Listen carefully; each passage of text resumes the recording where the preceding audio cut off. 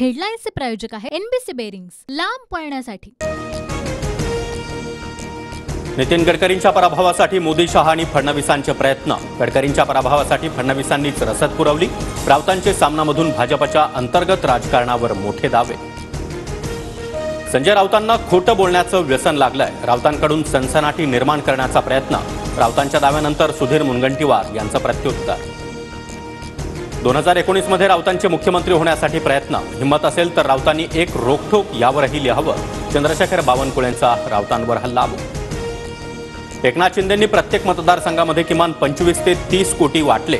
अजित पवारांच्या उमेदवाराच्या पराभवासाठी शिंदेंच्या यंत्रणेचे प्रयत्न। सामनामधून संजय राऊतांचा गंभीर आरोप। 4 जूनला निवडणुकांचा निकाल लागल्यानंतर दूध का दूध, पाणी का पाणी होईल। राऊतांच्या आरोपांनंतर शिंदेंचं उत्तर। अजित पवारांच्या मतदारसंघामध्ये एकनाथ शिंदेंच्याच सर्वाधिक सभा। पैसे वाटलेले संजय राऊत पाहायला आले होते का? संजय सिरसाट यांची टीका।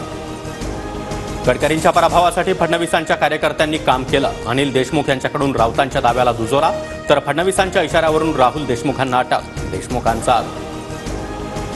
अनिल देशमुखांचे आरोप बिनबुडाचे। पराभव दिसल्यानं फडणवीसांना टार्गेट केलं जात आहे। प्रवीण दरेकरांचं अनिल देशमुखांना प्रत्युत्तर। लोकसभा निवडणुकीमध्ये मुख्यमंत्री शिंदे यांच्याकडून हजारो कोटींचं वाटप। उदय सामंत पैसे वाटपामध्ये सहभागी। शेतकरी नेते रविकांत तुपकर यांचा गंभीर आरोप। अनेक जण शिंदेंच्या संपर्कात। 6 जून नंतर इन्कमिंग सुरू होणार। पवार गटातील हुकुमशाहीला कंटाळलेले बहुतेक आमदारही अजितदादांच्या संपर्कात। संजय सिरसाट यांचा दावा। नाशिकमधील एका सराफा व्यावसायिकावर प्राप्तिकर विभागानं मोठी कारवाई केली आहे। छापेमारीमध्ये 26 कोटींचा घबाड हाती। नोटांचा खच, 90 कोटींची बेहिशोबी मालमत्ता जप्त। लातूरमध्ये अवकाळी पावसाचा मोठा तडाखा, तर यवतमाळ जिल्ह्याला चक्रीवादळाचा जोरदार फटका। झाडं उन्मळून रस्त्यावर पडले, तर वादळामुळे 3 पत्रा उडाल्यानं एकाचा हातही कापला। 2 जण गंभीर जखमी।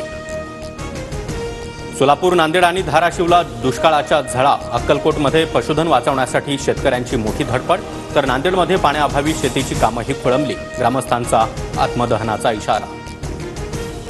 आयपीएलच्या 17व्या हंगामाचा किंग आज ठरणार। कोलकातासमोर हैदराबादचं आव्हान। फिरकीला अनुकूल चेन्नईच्या खेळपट्टीवर दोन्ही संघाच्या फलंदाजांचा कस लागणार।